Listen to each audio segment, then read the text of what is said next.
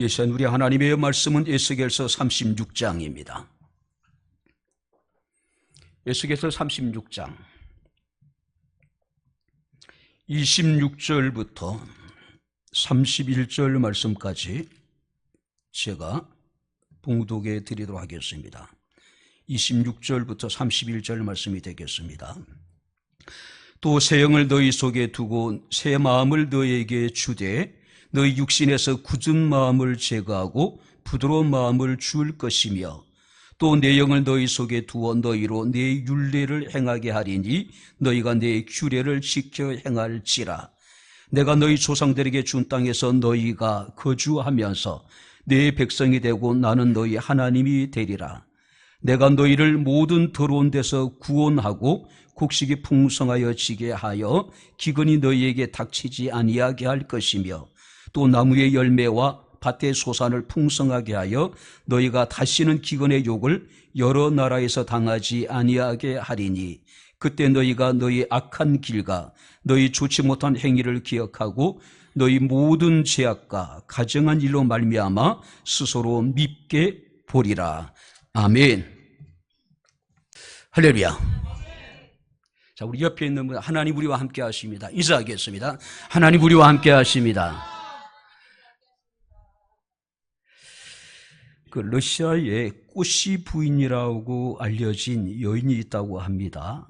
이 여인은 전 세계를 여행할 때마다 꼬시를 가득 가방에 담고 이렇게 이제 다닌다고 합니다. 그 열차를 타고 가면서 창문을 열고 그 철로변에 계속해서 자신의 가방에 있는 꼬시들을 쉼 없이 밖으로 뿌린다는 겁니다. 처음에 사람들은 이 꼬시 부인의 모습을 보고 이 제정신이 아닌 게 아닐까, 혹시 미친 여인이 아닐까 그렇게 생각했다 그래요. 이제 어느 날 한 성객이 그녀에게 물었습니다. 왜 꼬시를 창밖에 던집니까? 다시 이 길로 지나가지도 않을 텐데.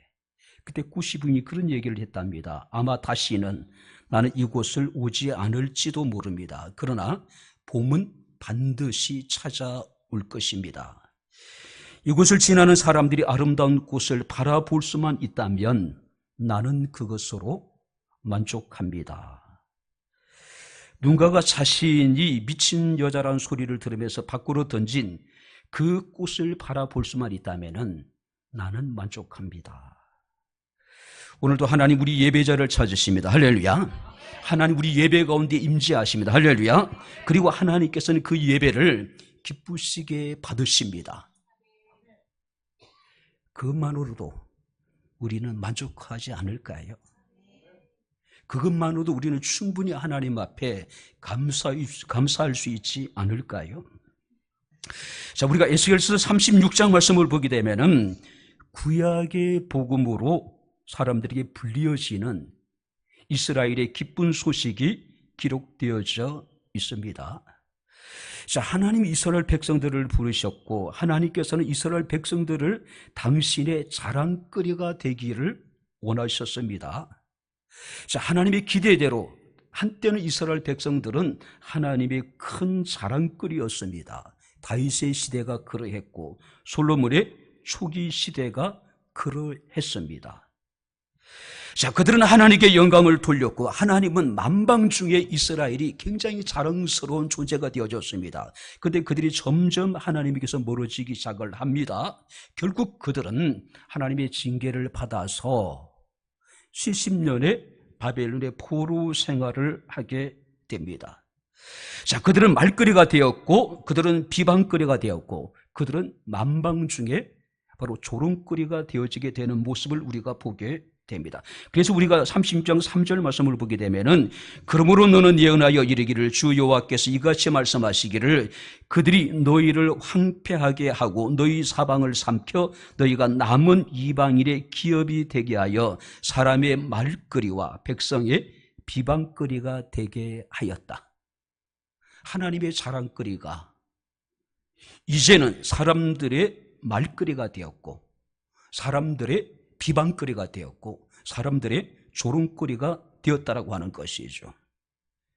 자, 그런데 우리가 4절 말씀을 보게 되면은 그러므로 이스라엘 산들아 주 여호와의 말씀을 들을지어다. 산들과 맷뿌리들과 시내들과 골짜기들과 황폐한 사막들과 사방에 남아있는 이방인의 노략거리와 조롱거리가 되어버린 성읍들에게 주 여호와께서 이같이 말씀하시느니라. 그 말씀이 뭐냐면은 내가 이스라엘을 다시 회복시키겠다.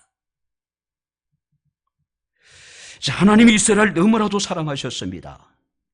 하나님이 이스라엘이 당신의 자랑거리가 되기를 원하셨습니다. 그런데 그들이 범죄했단 말이에요.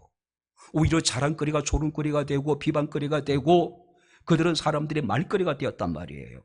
그럼에도 불구하고 하나님은 이스라엘을 결코 포기할 수가 없으셨다는 것이죠. 그래서 내가 너희를 다시 회복시키겠다는 겁니다. 바로 이것이 에스겔서 36장의 전체적인 주제라고 이야기할 수가 있을 겁니다. 우리의 소중한 자녀들이, 부모의 자랑거리였던 우리의 자식들이 사람들에게 말거리가 되고 사람들에게 비방거리가 되고 사람들에게 조롱거리가 된다면은 그런 자식들을 바라보는 부모의 심정이 얼마나 참담할까요? 얼마나 여러분들이 속상할까요? 오늘 특별히 22절 말씀 보니까 이스라엘 족속아 내가 이렇게 행하면 너희를 위함이 아니요 너희가 들어간 그 여러 나라에서 더럽힌 나의 거룩한 이름을 위함이다. 하나님이 세상의 조롱거리가 되고 사람들의 비방거리가 된 자기 백성들을 다시 회복시키는 이유는 뭐냐면은 너희를 위함이 아니라 더럽혀진 나의 거룩한 이름을 위해서 내가 너를 회복시켜 주시겠다라고 지금 말씀하고 있음을 우리가 보게 됩니다. 오늘도 여러분들 한때는 잘 나갔던 사람도 있을 수 있겠죠. 사람들의 부름이 대상이 되었을 수도 있을 것입니다. 그래서 많은 사람들은 과거를 추억하고 과거를 노래하는 사람들이 얼마나 많은지 몰라요. 저 역시도 한때는 그랬던 것 같습니다. 최소한 동기들 사이에는 성공한 목회자로, 최소한 이 지역의 사람들에게 과거의 통일동산교회 항상도 목사는 성공한 목회자 가운데 한 사람으로 사람들에게 이야기되기도 했던 것 같습니다. 그런데 어느 순간에가 사람들의 말거리가 되기도 하고 사람들에게 조롱거리가 되기도 하고 사람들에게 비방거리가 되기도 하고 너무 사람을 만나는 것이 부끄럽고 창피해서 누군가를 만나면 뒤에서 내 욕을 하는 것 같고 나를 조롱하는 것 같고 비방하는 것 같고 그래서 사람들을 만나지 못했던 십수년의 그런 운동 외톨이처럼 그런 시간들이 있었습니다. 그런데 하나님께서 말씀하십니다. 너를 위함이 아니라 여러 나라에서 더럽혀진 나의 거룩한 이름을 위해서 나의 영광을 위해서 내가 너희를 다시 회복시켜 주시겠다라고요. 그런데 하나님께서는 이스라엘의 회복을 통해서 반드시 하시고자 하는 더 중요한 일이 있었습니다. 그것이 뭐냐면은 이스라엘 가운데의 새 영을 그들 속에 두시고 그들 가운데 행하고자 하는 무엇인가가 있었다는 것이죠. 자, 그렇다면 오늘 우리는 하나님이 주시는 새 영, 또 그 성령을 통해서 하나님께서 우리의 삶 가운데 이루고자 하시는 더 중요한 일이 무엇인가를 살펴보면서 바로 우리가 진정한 하나님의 회복을 우리가 다시 한번 생각하고 우리가 기대할 수 있는 그런 시간이 되어질 수 있기를 주님 이름으로 축원합니다. 자, 26절 말씀을 우리 다시 한번 같이 읽겠습니다. 또 새 영을 너희 속에 두고 새 마음을 너희에게 주되 너희 육신에서 굳은 마음을 제거하고 부드러운 마음을 줄 것이며 새 영을 너희 속에 두고 새 마음을 너희에게 주되 하나님이 우리에게 먼저 행하시기를 원하시는 것은 어떤 것입니까? 새 마음이래요.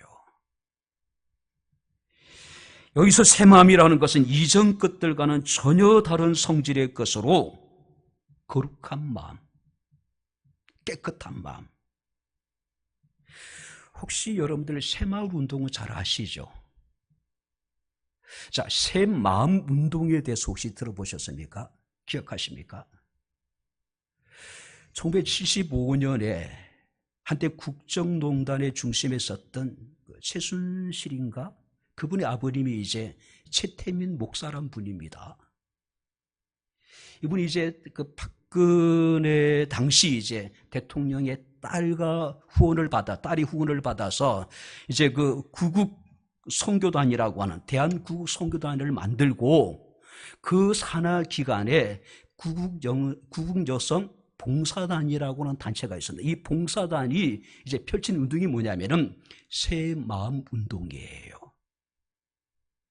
회원이 한때는 300만 명이 이르렀다라고 이야기를 하더라고요. 자, 새 마음 운동이라는 것은 뭐냐면은 충, 효, 예를 바탕으로 밝은 마음, 맑은 마음, 고운 마음, 깨끗한 마음, 이것을 갖자라고 하는 운동입니다. 그런데 이 밝은 마음이라고 하는 것은 온 세계를 밝혀주는 태양과 같은 마음, 어마어마합니다. 맑은 마음이라고 하는 것은 오대양과 같이 넓고 깊은 마음, 고운 마음이라고 하는 것은 우리나라의 금수강산과 같은 비단결과 같은 마음, 그리고 깨끗한 마음이라는 것은 밝고 맑고 고운 마음이 가슴속에 뿌리 내리게 될 때 갖게 되는 성스러운 마음. 혹시 여러분들이 이 새마음 운동에 들어보셨어요? 어마어마한 내용입니다. 당시 대통령의 딸이었던 박근혜가 연설 때마다 충, 효, 예를 요약을 했습니다. 충, 효, 예를 실천하면 우리 마음은 결국 밝고 맑고 곱고 깨끗한 마음으로 순화된다. 그 강조했던 것은 이겁니다. 하늘을 감동시키는 유일한 힘은 충이다. 충. 그러니까 결국은 국가에 충성하라는 이야기죠. 이게 이제 새 마음의 가장 핵심적인 겁니다. 자, 그런데 새 마음 운동이 성공을 했을까? 사람이 운동을 통해서 우리의 마음을 새롭게 할 수 있을까요? 사람이 운동을 통해서 우리 마음을 성스러운 마음으로 만들 수 있을까요? 불가능하죠. 새 마음이라고 하는 것은 슬로건을 통해서 우리가 모여가지고 여러분들이 우리가 구호를 외친다고 또 어떤 운동을 통해서 우리가 가질 수 있는 마음이 아니라고 하는 것이죠. 예나 지금이나 사람들의 마음은 변한 것이 별로 없는 것 같아요. 더 악해졌으면 악해졌지 선해진 것은 아닌 것 같습니다. 왜냐하면 인간의 마음만큼 제약된 것도 없기 때문에 그래요. 자, 그래서 우리가 예레미야 선지자는 예레미야 7장 9절에 이르기를 만물보다 거짓되고 심히 부패한 것이 사람의 마음이라고 이야기를 합니다. 뿐만 아니라 예수님께서도 마태복음 15장 19절에 말씀하시기를 마음에서 나오는 것은 악한 생각과 살인과 간음과 음란과 도둑질과 거짓 증거와 비방이라고 이야기를 합니다. 존 밀턴이라고 하는 분은 신라권에서 이런 얘기합니다. 마음은 자기 자신의 훈련장이다. 그 속에서 지옥이나 천국이 만들어진다라고 이야기를 합니다. 우리가 의학의 그 아버지라고 부르는 히포크라테스, 그는 이르기를 마음만큼 위대한 의사는 없다. 의사들이 이제 의사로서 어떤 여러분들이 면허를 받고 이렇게 이제 선서를 하잖아요. 간호사들은 나이팅게일 선서가 하고 의사들은 히포크라테스의 어떤 선서를 하잖아요. 근데 그가 이르기를 마음만큼 위대한 의사는 없다. 아무리 좋은 약도 아무리 좋은 의술도 마음을 앞설 수가 없다는 것이, 마음이 먼저 치유되어져야 된다는 이야기죠. 자, 그렇다면 우리가 새 마음을 가져야 되는 이유가 무엇일까요? 왜 하나님께서 우리에게 새 영을 부어주시고 우리에게 새 마음을 갖게 하실까요? 하나님은 오직 새 마음을 가진 자들과 함께 하시고 그런 자들에게 복을 주시고 그들을 통해서 당신의 뜻을 이뤄나가신 분이기 때문에 그렇습니다. 그래서 우리가 출애굽기 39장 30절 말씀을 보게 되면은 여호와 앞에 나가는 대제사장은 바로 정금판에다가 여호와의 성결이라고 하는 글을 새긴 패를 이마에 붙였습니다. 무슨 얘기일까요? 항상 하나님 앞에 서는 자는 성결해야 된다, 깨끗해야 된다, 거룩해야 된다는 이야기죠.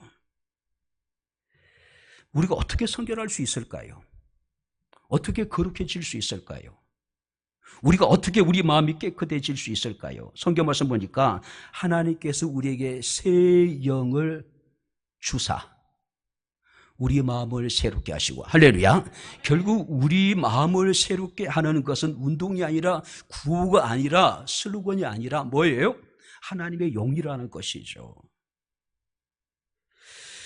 우리가 출애굽기 3장 5절 말씀을 보니까 하나님이 모세를 부르실 때에 내가 선 곳은 거룩한 곳이니 내 발에서 신을 벗으라고 말씀합니다.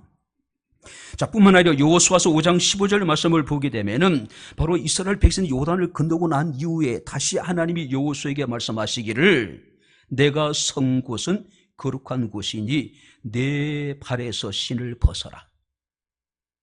모세에게도 마찬가지고 여호수아에게도 마찬가지고 그들을 부르실 때에 동일한 말씀을 합니다.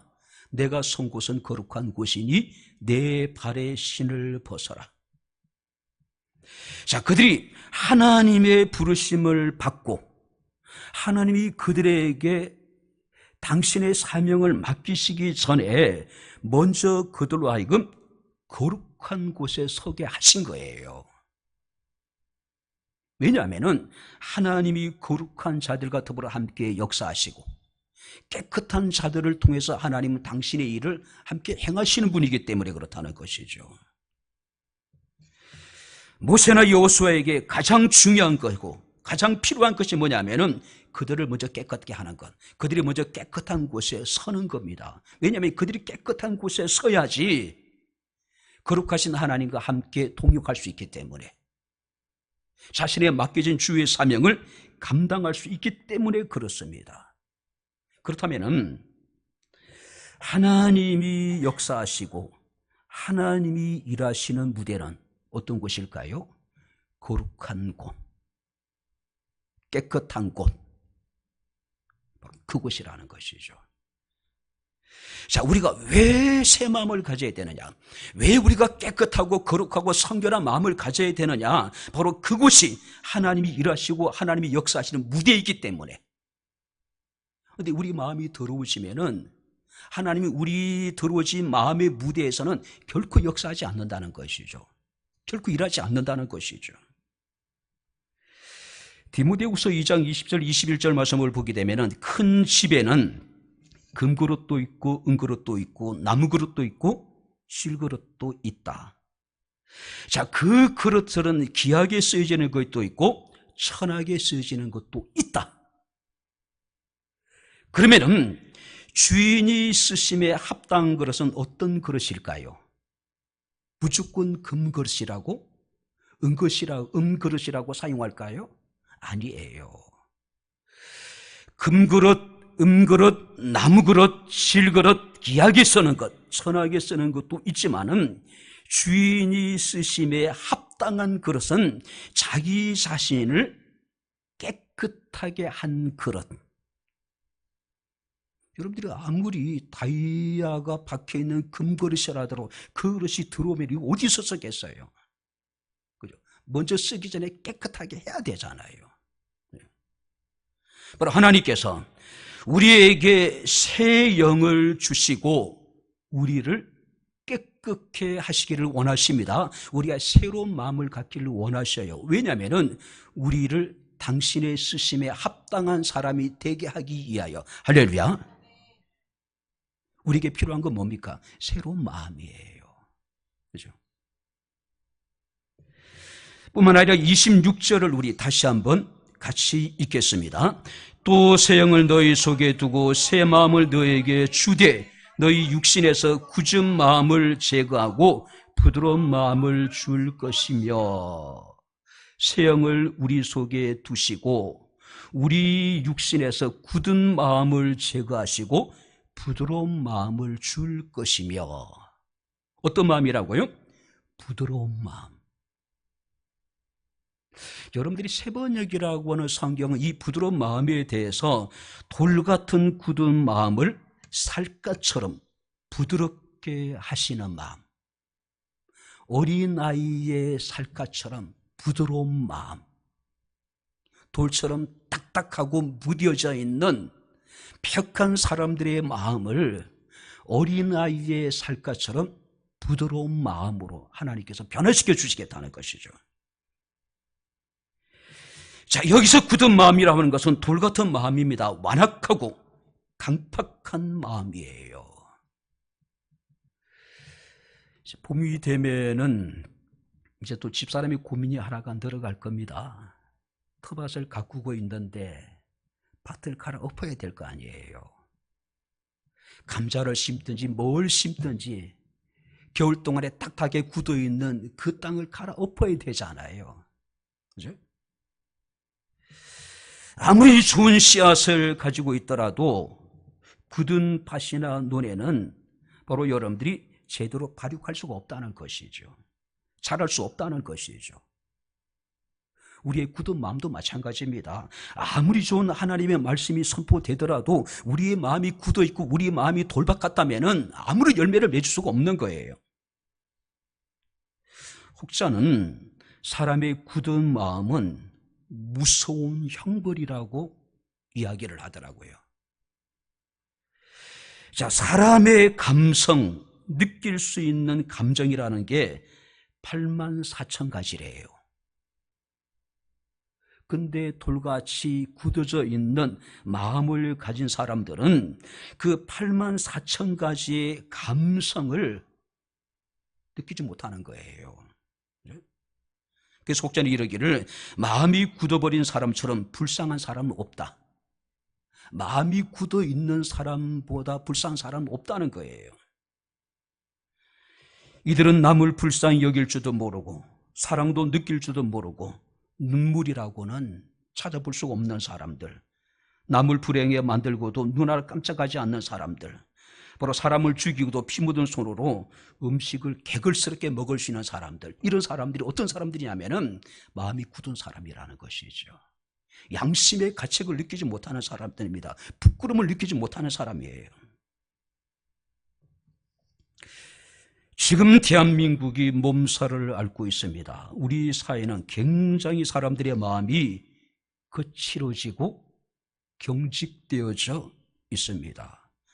사람들의 마음이 돌같이 딱딱하게 굳어 있어요. 민주주의의 가장 큰 장점이 뭐냐면은 다양성입니다.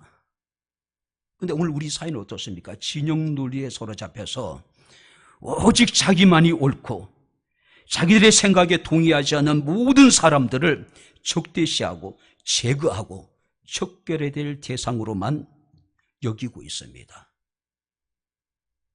최소한의 우리가 옳고 그름에 대해서 우리가 진지한 고민이 있어야 되는데 이것조차도 없어요. 오직 자신들의 생각만이 선이고 이것이 절대적인 여러분들이 진리라는 것이죠. 제가 본의 아니게 적지 않는 기간 동안에 제 총신들 동기 모임에 제가 이제 회장을 한 적이 있습니다. 일단 밥을 잘 사고 그러다 보니까 이제 어찌됐든 간에 회장이 됐어요. 근데 제가 이제 카페를 개설을 했습니다. 근데 카페 취지에 맞지 않는 일단 진위 여부와 관계없이 많은 글들을 올리는 분이 있었어요. 목사님들이. 또 유튜브를 올리고. 그래서 처음에는 그냥 뭐 그러나 보다. 근데 이게 좀 도가 지나치더라고요. 완전히 도배가 돼버리는 거예요. 읽기도 전에 새로운 글이 올라오고 읽기도 전에 새로운 유튜브가 올라오고 그래서 안 되겠다 싶어서 제가 이제 굉장히 조심스럽게 단톡방에서 참 올리지 않았으면 좋겠다 완곡하게 제가 부탁을 했습니다. 그런데 돌아온 대답은 너무 황당하고 불쾌했습니다. 야, 이렇게까지 그 목사의 단톡방인데 동기들 단톡방인데 단톡방에 어울리지 않는 글들과 유튜브를 올리고 그것에 대해서 조금 이제 조심스럽게 부탁을 했는데 와, 상상을 초월한 대답들이 돌아오는 겁니다. 그리고 이제 다른 목사님들이 막 뭐라 그러니까 이제 더 이상 올리지 않더라고요. 그리고 자기네끼리 이제 별도로 이제 뭐 단톡방을 만들고 모임을 만들어서 이렇게 이제 활동을 하더라고요. 에베소서 6장 12절 말씀을 보게 되면 우리의 싸움은 혈과 육에 속한 것이 아닙니다. 세상에 어둠을 주관하는 자들과 하늘에 있는 악한 영들과의 싸움이지 자신들의 생각과 다르다고 동의하지 않는다고 그들을 다 적대히 여기고 그들을 제거의 대상으로 척결의 대상으로 여기고 비방하고 이래서는 안 되잖아요. 그죠? 특별히 예수 믿는 사람은 좀 더 부드러운 마음을 가져야 되지 않을까요? 특별히 목회자라면요. 디모데후서 2장 24절에 사도 바울은 주의 종은 마땅히 다투지 아니하고 모든 사람을 대하여 온유하며, 갈라디아서 5장 23절 말씀을 보게 되면 온유는 성령의 열매입니다. 근데 제가 듣기도 목회자 입장에서 나쁘고 정도로 목회자의 말들이 거칠어져 있어요. 입에 담기조차도 부끄러운 말들을 스스럼없이 내뱉고 있습니다. 입만 열매는 거짓말을 여러분들이 밥 먹듯이 일삼는 사람도 있습니다. 예레미야 6장 13절 15절 말씀을 보게 되면은 그들이 가장 작은 자로부터 큰 자까지 다 탐욕을 부리며 선지자로부터 제사장까지 다 거짓을 행함이라. 선지자로부터 제사장입니다. 그들이 가정한 일을 행할 때 부끄러워하였느냐? 아니라 조금도 부끄러워하지 않을 뿐 아니라 얼굴도 붉어지지 않았다. 이게 목회자들의 모습이에요. 그죠? 부끄러움을 모르는 겁니다. 낯도 붉어지지 않는 거예요. 이런 일들이 강단에서 예배라고는 모임에서 그냥 여러분들이 아무런 여과 없이 여러분들이 이루어지고 있는 거예요. 사람의 마음이 너무 굳어져 있는 겁니다. 지금 우리에게 필요한 건 무엇입니까? 부드러운 마음이에요.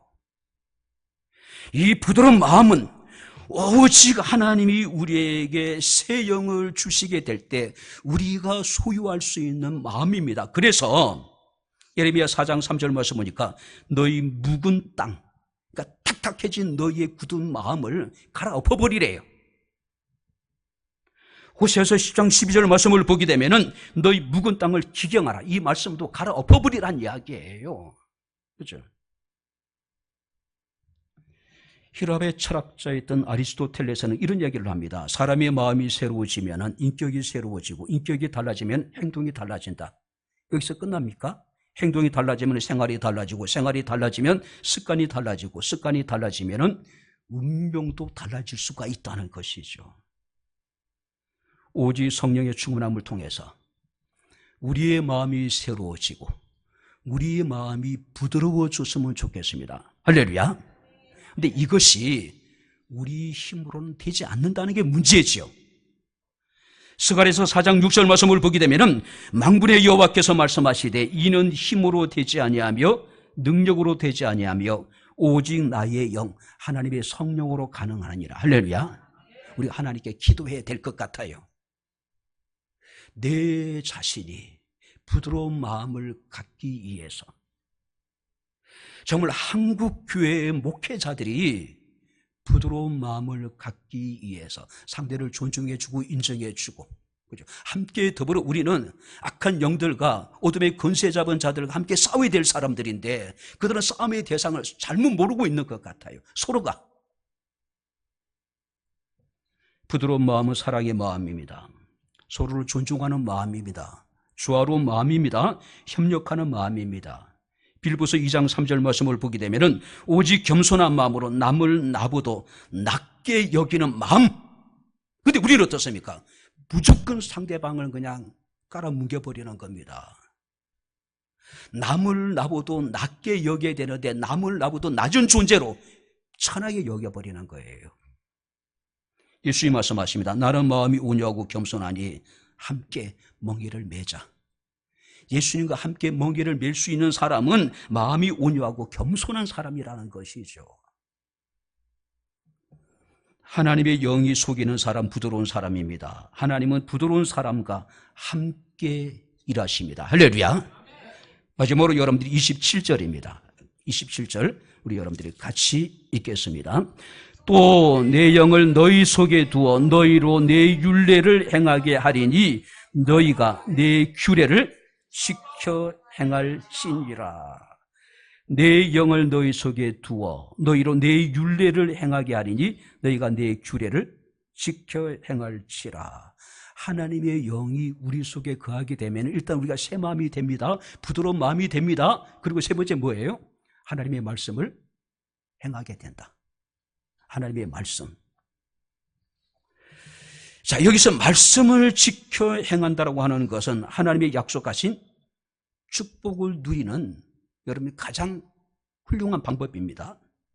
하나님의 축복은 항상 하나님의 말씀을 실천하며 따라오게 되어져 있는 겁니다. 여러분 성령 충만함을 받으라고 이야기합니다. 성령 충만이 어떤 의미일까요? 성령으로 완전히 내가 여러분들이 이게 잠겨진 상태. 그러니까 성령의 지배와 성령의 다스림과 성령의 인도하심을 받는 삶이 성령의 충만이에요. 환상을 보고 여러분 귀신을 쫓아내고 병을 일으키고 방언을 하고 이것은 성령 충만에 나타나는 여러 가지 여러분들이 이제 우리가 결과 가운데 하나겠죠.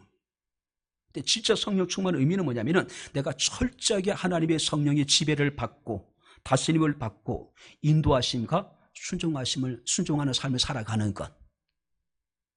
귀신을 쫓아내고 병을 낫게 하고 여러분들이 우리가 환상을 보더라도요.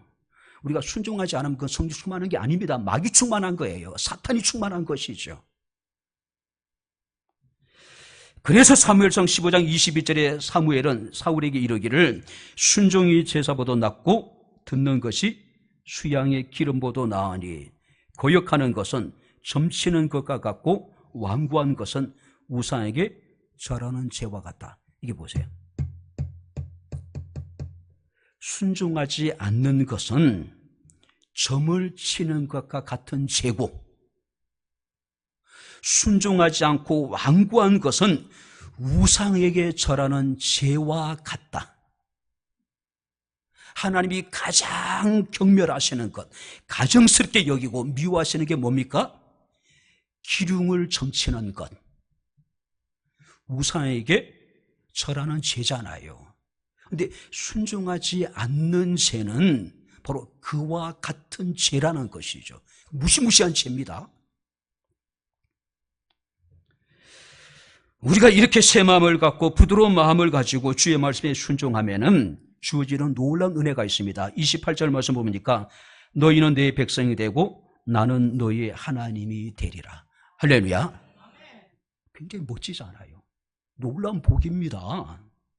29절 말씀을 보니까 내가 곡식을 불러다가 그것을 풍성하게 만들고 너희의 기근을 내리지 않을 것이다. 그리고 35절 말씀을 보니까 황폐했던 곳이 에덴 동산이 될 것이고, 이게 보세요. 물질적인 축복입니다. 경제적인 번영이에요. 새 마음을 갖고 부드러운 마음을 갖고 하나님 말씀에 순종하면 우리의 삶을 바로 에덴 동산같이 만들어 주시겠대요. 할렐루야. 여러분들의 가정이 에덴 동산같이 행복했으면 좋겠어요. 우리 백향목교회가 정말 에덴 동산 같은 곳이 되어졌으면 좋겠어요. 분열과 갈등과 반목이 팽배하는 우리 대한민국이 에덴 동산처럼 그런 아름다운 나라가 되어졌으면 좋겠어요. 자, 뿐만 아니라 우리가 36절 말씀을 보니까 하나님이 행하신 일들을 이스라엘 그 이방인들이 보고 하나님께 영광을 돌리게 될 것이다. 그들이 하나님께 영광을 돌리게 될 것이다. 어떤 자에게요? 새 마음을 갖고 부드러운 마음을 갖고 하나님 말씀에 순종하면은, 그죠? 근데 가장 중요한 것이 있습니다. 자, 37절을 여러분들이 우리 다시 한번 읽겠습니다. 37절 다 같이 읽겠습니다. 주 여호와께서 이같이 말씀하셨느니라. 그래도 이스라엘 족속이 이같이 자기들에게 이루어 주기를 내게 구하여야 할지라. 내가 그들의 수요를 양떼같이 많아지게 하되. 한번 따라해 보시기 바랍니다. 그래도 이루어지기를 위하여 기도하라. 하나님이 아름다운 모든 것을 약속을 하셨습니다. 그러면 저절로 모든 것이 이루어질까요? 아니라는 것이죠. 그래도 이같이 자기들에게 이루어 주기를 내게 구하라. 다시 한번 따라해 보시기 바랍니다. 그래도 기도하라. 무엇을요? 하나님이 약속하신 것이 이루어지기를 위하여. 기도하는 것은 결코 번거로운 일이 아닙니다. 하나님의 약속이 성취되는 방법이고 하나님께서 당신의 택한 백성들에게 복을 주시는 축복의 통로라고 하는 것이죠. 그래도 기도하라. 할렐루야. 어렵고 힘들더라도 그래도 기도하고 하나님 우리에게 무엇인가를 놀라운 축복을 약속해도 그래도 그것이 이루어지기를 위해서 기도의 책임은 우리에게 있다는 것이죠. 이제 말씀을 마치겠습니다. 사탄이 지구상에 내려와서 유럽의 노르웨이에 큰 창고를 지었습니다. 그 창고 안에는 미움, 슬픔, 증오, 불평, 원망, 온갖 악한 것들의 씨가 가득했어요. 자, 사탄은 이 씨를 가지고 사람들의 마음속에 무차별적으로 뿌립니다. 근데 유독 한 동네 사람들에게만은 그 씨가 전혀 자라지 않아요.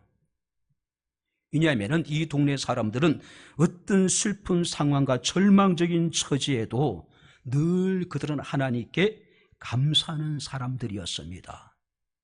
그래서 감사하는 마음에는 사탄이 씨를 뿌릴 수 없다라고 하는 노르웨이 속담이 나오게 됐다 그래요.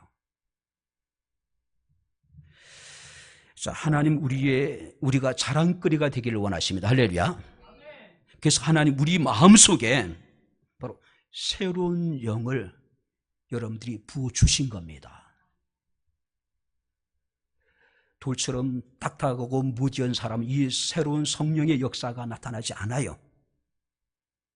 그러나 살같이 부드러운 마음을 가진 사람들은 이 새로운 성령의 역사로 인해 가지고 그들이 부드러운 마음을 갖게 되고 하나님 말씀에 순종하게 되고 하나님 그들에게 약속하신 놀라운 축복을 누릴 수가 있게 된다라고 하는 사실입니다.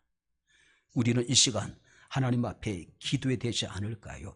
그래도 오늘 선포된 하나님의 말씀이 내 삶 속에, 우리 가정 속에, 우리 백향목교회와 대한민국 가운데 이루어지기를 위해서 기도해야 할지니, 할렐루야. 그래도 기도해야 될지니. 하나님이 약속하셨다고 저절로 되는 것이 아니라는 것이죠. 그래도 기도하라는 것이죠. 새 영을 우리에게 주셨습니다.